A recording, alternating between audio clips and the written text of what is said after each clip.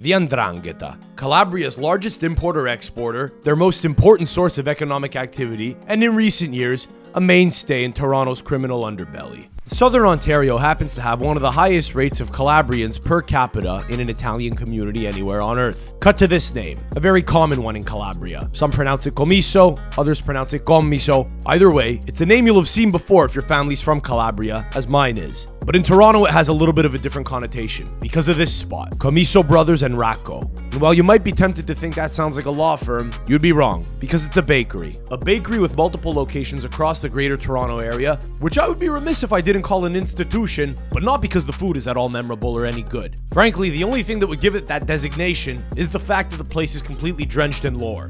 Mob lore, to be specific. To that end, I was given the scoop to go check the place out, for sociological reasons. Upon further inspection, I came to learn that two of their former stakeholders were assassinated on the premises 25 years ago, a couple of years apart. I was sold, but not wanting to go alone, I decided to take a drive up to Maple, Toronto's suburban Italian enclave, to ambush a friend of mine who wishes to remain anonymous while he was having dinner with his family, where I proceeded to bully him to tag along, to chaperone me, and ensure that I don't ruffle too many feathers. They don't know that we're coming, they won't like that we're coming, but by God, baby, I'm coming. I'm coming, live on location.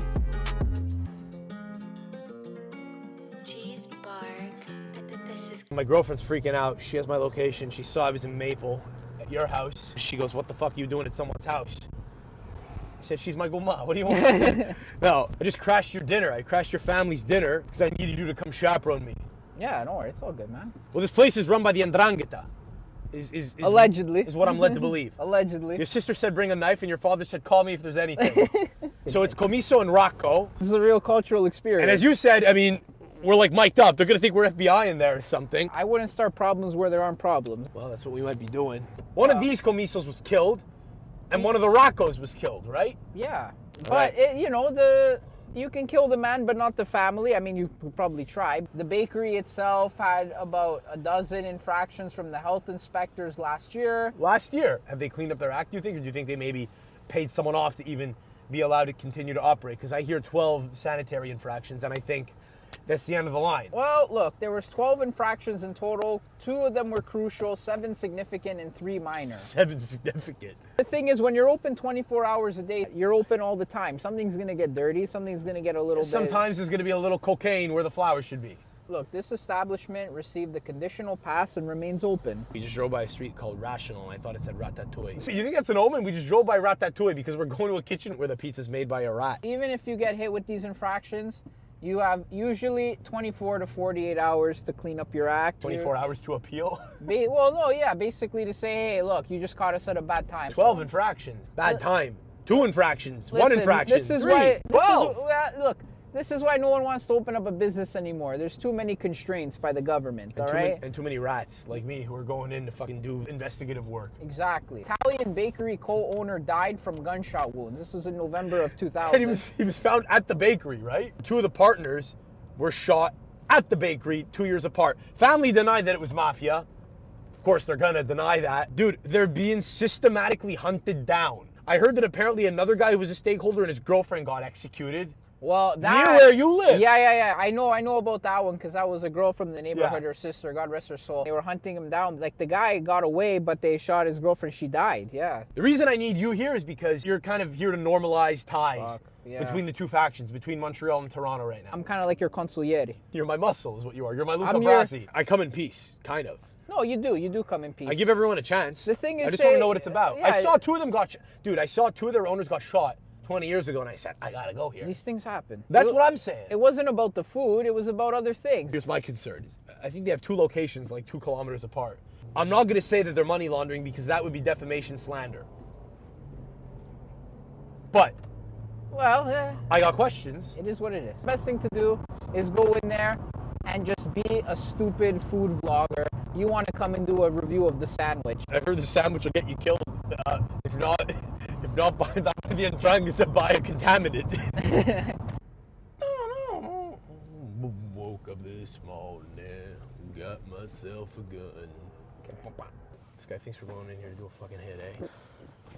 Hot table, 24 hours. How the fuck is this place open 24 hours, dude? You can get a sandwich there. It looks like a fucking hot dog stand. All right, stay close to me.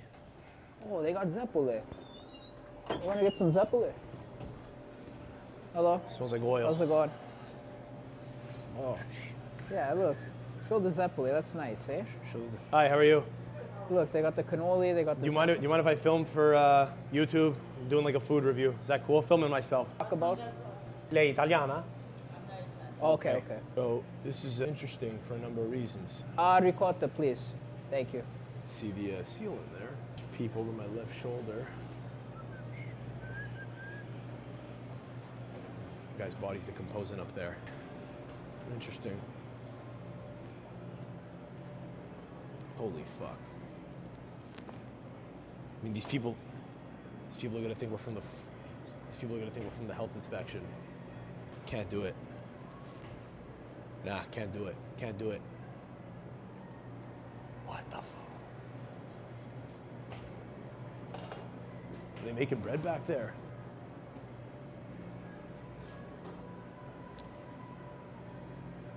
Tell me, miss, do you have any idea if they use 000 flour? 000? No? I'm not gonna eat.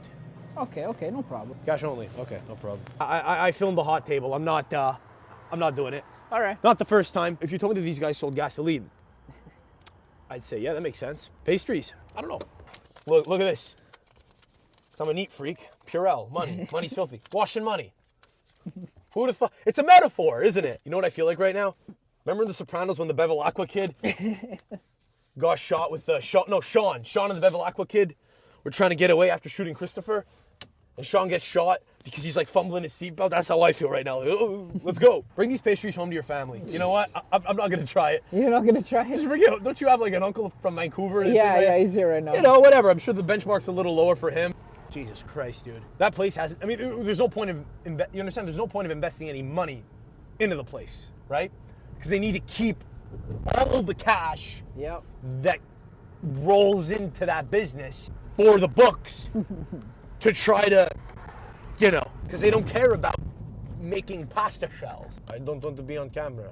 What do you think her ethnicity was? Albanian? Yeah, definitely. I mean, everyone has the right to not want to be on the camera, so. And I have a right to look at the food and get out. Yeah. Behind the restaurant where I think they make the bread, it literally looked like the back of Satriel's. You know that part of Satriel's where like they would cut up bodies? It was just empty, vapid, and they just had like metal tables. You know what it honestly looked like? Now again, it is 8 o'clock at night. Yeah. But it does look like where beef is factory farmed. You ever see like videos of like pigs getting the stun gun to the neck and they drop to their knees? Well, I'm sure during the day they're busy pumping out veal for people. So yeah, I'm sure at one point they were having to process some of the meat back there. Would you rather have them do it fresh in the back or they just bring it in frozen? I'd rather they shut down and stop existing. It's legitimately not safe for me to eat that food. It's been sitting there all fucking day. No, dude. Most likely, yeah. Dude. It's most likely been there all day. It's like cafeteria food. It's not like that's a neighborhood place. No. I thought I was going to a neighborhood bakery. No. And I'm in an industrial area between body shops. I don't know how many people had to tell you that this probably wasn't the place to go, but... Well, that made me want to go more. You think my Andrangata career comes to an end after this video? Maybe you just didn't go in the right time. Where? Maybe, you know what? You should have went back at like 2 in the morning and got something. Then you would have seen some shit. I should go back every hour. Until they fucking stab me. Go back in order and just buy 1 loaf of bread every hour. Hey, what are you doing? I'm feeding the poor.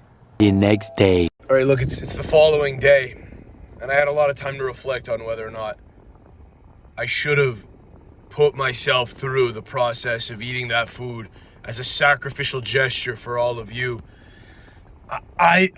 Man, I really don't think I could put my body through something like that. I don't think I'm under no obligation. I'm gonna make this clear. I'm under no obligation to actually go through with anything that I think is gonna be a hazard to my health and well-being. If you're a sadist and you wanted to see me eat that food, good for you.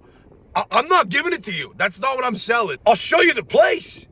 If anything, you saw the food. You know why it can't be consumed. Folks, I come to you with breaking news. I'm back in Montreal editing this video, and I'm not even dressed. I'm coming to you quickly. This is imperative. I'm giving you a live raw reaction. I just heard this for the first time this morning. Days after I refused to eat the food because I looked at it and said, something's not right. I got a bad feeling. 9 more health violations. Roll the article, roll the headline. overlay it somewhere. 9 more health violations. They were infracting on health violations and code while I was there. I sent pastries back to my friend's family, to his house. His sister-in-law is pregnant. I might have poisoned his nephew. I felt like a bit of a coward not eating it.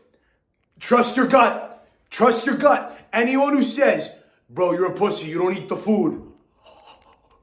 I know what's going on. I gotta read. And by the way, they're still open. I don't know what it's gonna take to shut these guys down. I don't know what friends they have in high places. I'm out. I'm vindicated.